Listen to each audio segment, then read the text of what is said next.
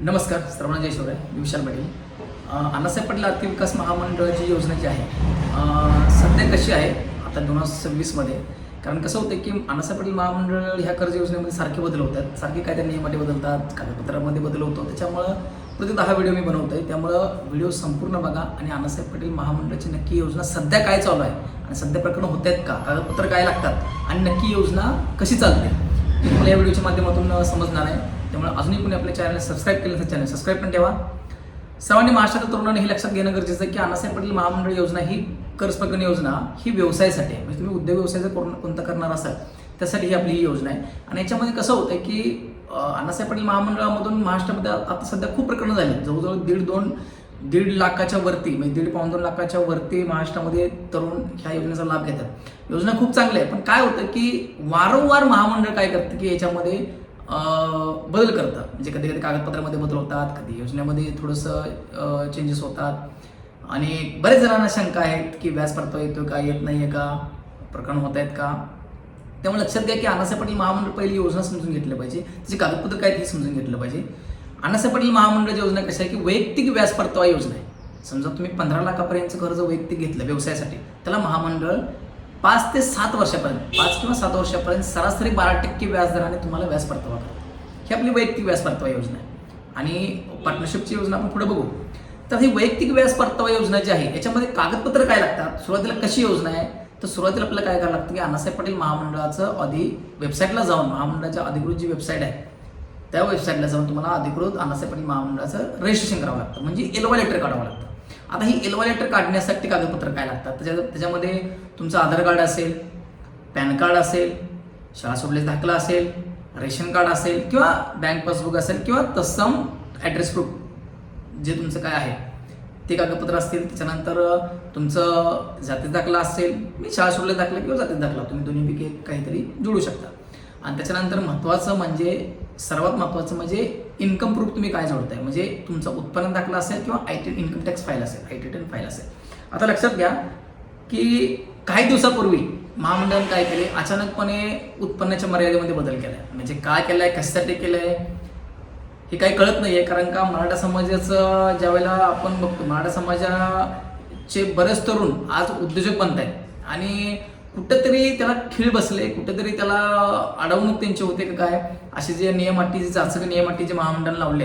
आता जाचक नियम अटी काय लावलेत महामंडळानं की तुम्हाला उत्पन्नाच्या दाखला जेव्हा तुम्ही काढत असता किंवा IT10 फाईल द्या त्याच्यामध्ये समजा तुम्ही 15 लाखापर्यंतचं कर्ज घेणार असाल तर तुम्हाला 6.5 लाखाच्या वरी तहसीलदारांचा उत्पन्न दाखला पाहिजे. आता मला सांगा आपली योजना आर्थिक दुर्बल घटकांसाठी आहे, तर ही उत्पन्नाची मर्यादा कशी पूर्ण करायची. आपण आर्थिक बरेचसे मागास आहेत, शेतकरी तरुण आहेत, आपले शेतकरी वर्ग जास्त आहे, आपल्या ग्रामीण भागामधील तरुण जास्त आहे. मग यांनी प्रकरण कसे करायचे. त्यानंतर तुम्हाला 10 लाखाच्या वर प्रकरण करायचं तुम्हाला 5 लाखाच्या वरती तहसीलदाराचं उत्पन्न दाखला पाहिजे. म्हणजे ह्या ज्या अटी आहेत कदाचित असं होईल की आता आपण तुम्ही व्हिडिओ बघताय पण पुढच्या वेळेत कदाचित हा नियम बदलेल, पण म्हणजे कायमस्वरूपी पहिल्यासारखं जसे नियम होते तसे पण होतील. म्हणजे महामंडळाचं कधी नियम कधी हे बदलतायत त्यांच्या मनाप्रमाणे हेच कळत नाही. त्याच्यामुळे हे लक्षात घ्या की ज्या वेळेला तुम्ही अण्णासाहेब पाटील महामंडळाचं प्रकरण करताय, रजिस्ट्रेशन करताय त्यावेळेला पूर्ण माहिती घेऊन त्यावेळेला त्या करंट सिच्युएशनला काय कागदपत्र लागतात आणि काय नियमामध्ये बदल झालाय हे बघूनच तुम्ही रजिस्ट्रेशन एलवा लेटर काढणं गरजेचं आहे. हे महामंडळ योजनेतून लाभ घेणं गरजेचं आहे, लक्षात घ्या. त्याच्यामुळे कागदपत्रामध्ये तुम्हाला समजलं असेल याच्यामध्ये आधार, पॅन, रेशन, शाळा सोडलेला दाखला किंवा जातीचा दाखला, त्याच्यानंतर तुमचा उत्पन्न दाखला किंवा IT10 फाईल असेल, रेशन कार्ड असेल किंवा बँक पासबुक असेल आणि तुम्हाला अकाउंट डिटेल्स महामंडळामध्ये रजिस्ट्रेशन करताना टाकावे लागतात. ते अकाउंट डिटेल्स तुमचे असणं गरजेचं आहे. हे जे कागदपत्र ज्यावेळेला तुम्ही सगळे महामंडळाच्या पोर्टलला अपलोड करता स्कॅन करून व्यवस्थित रजिस्ट्रेशन करतात त्यावेळेला तुम्हाला एलवा लेटर इश्यू होतो किंवा एलवा लेटर निघतं. आणि याच्यामध्ये लक्षात घ्या की वयाची मर्यादा ही पण महत्त्वाचं घटक आहे. वय तुमचं 60 वर्षाच्या आत म्हणजे 18 ते 60 वर्षाच्या आतमधील 60 वर्षाच्या आतमधील कोणी स्त्री असेल, पुरुष असतील किंवा महिला असेल किंवा पुरुष असतील हे या योजनेचा लाभ घेऊ शकतात. आणि कुटुंबाची मर्यादा तुम्हाला मी सांगितली 8 लाखाच्या आत पाहिजे. आता लक्षात घ्या हे नियम झाले बदललेले थोडंसं उत्पन्नाच्या मर्यादेमध्ये. आता हे सगळं कागदपत्रावर तुम्ही काय करायचं, अण्णासाहेब पाटील महामंडळाचं रजिस्ट्रेशन करायचं आहे. आणि एलवा लेटर निघाल्यानंतर तुम्ही काय करायचं आहे, ज्या बँकेतून तुम्हाला कर्ज प्रकरण करायचं आहे त्या बँकेमध्ये काय करायचं, सगळी डॉक्युमेंट फाईल सबमिट करायची आणि बँकेतून रितसर व्यवसायासाठी कर्ज प्रकरण मंजूर करून घ्यायचं. हे लक्षात घ्या. बँकेतून कर्ज मंजूर करून घेतल्यानंतर महामंडळाला दाखवणं गरजेचं आहे की आम्ही बँकेतून कर्ज घेतलेलं आहे. तुम्ही त्यानंतर बँकेचे कागदपत्र असतील आणि तुमच्या व्यवसायाचे कागदपत्र असतील, ही सगळी डॉक्युमेंट कलेक्ट करायची, व्यवस्थित हे करायचे आणि व्यवस्थित ऑनलाईन अपलोड करायचे महामंडळाच्या पोर्टलला. मी महामंडळाला दाखवायचे आम्ही कर्ज घेतलेलं आहे. महामंडळ काय करतं, ती वेबसाईटला तुमचं ऑनलाईन चेक करतं आणि तुम्हाला काय करते, मंजुरी देतं, म्हणजे अप्रूव्ह देतं. सँक्शन लेटर तुमचं अप्रूव्ह होतं, मंजुरीपत्र अप्रूव्ह होतं. आता ही झाली दुसरी प्रोसेस. तिसरी प्रोसेस तुम्ही काय करायचं आहे, तुमचं बँकेत व्याज हप्ता चालू होईल. काय कुणाचा मासिक हप्ता असेल, कुणाचा तिमाही हप्ता असेल, कुणाचा सहामाही हप्ता असेल, जसा व्यवसाय असेल तसं.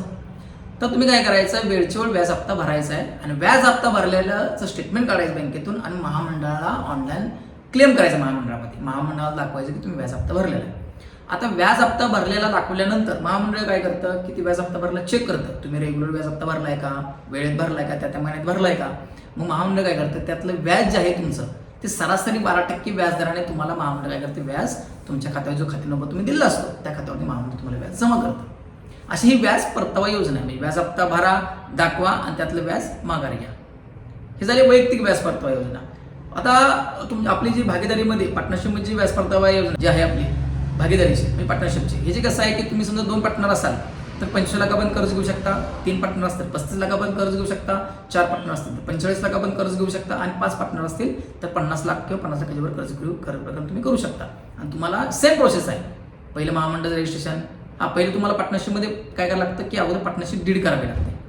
पार्टनरशिप डीड झाल्यानंतर तुम्हाला महामंडळ रजिस्ट्रेशन करावं लागतं. त्याच्यानंतर बँकेतून कर्ज घ्यायचं, कर्ज घेताना दाखवायचं, व्याज हप्ता भरायचा, व्याज हप्ता भरला महामंडळाला दाखवायचा, महामंडळातली व्याज मागायचं.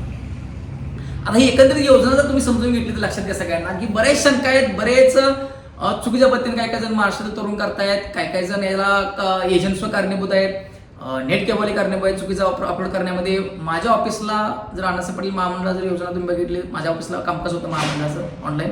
माझं ऑफिस पॉलिसमध्ये सांगली जिल्ह्यामध्ये आहे.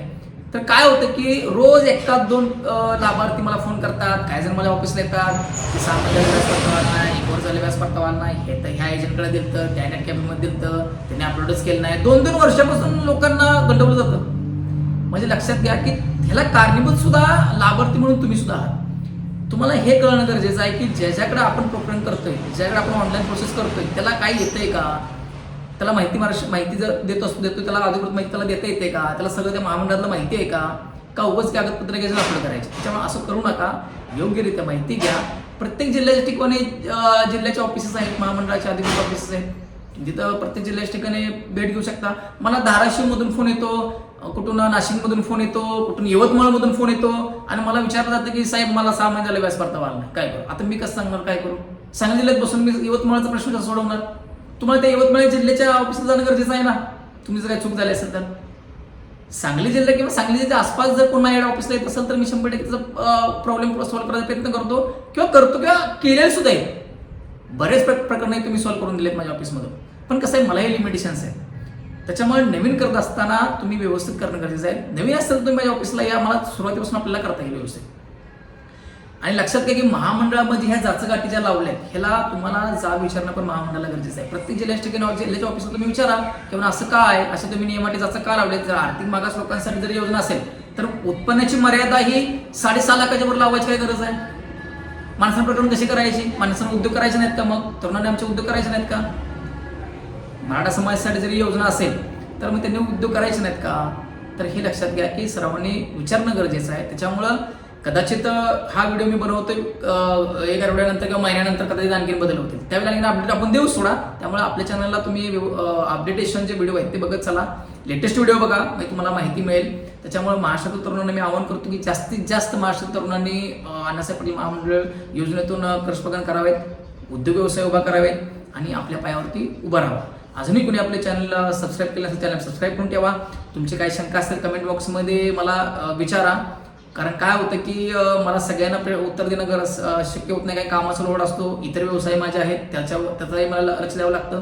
त्यामुळे जेवढी माहिती मी या व्हिडिओच्या माध्यमातून देत आहे तेवढी दिलेली आहे तुम्हाला. तरी पण कमेंट बॉक्समध्ये प्रश्न विचारा, मी उत्तर देण्याचा प्रयत्न करतो.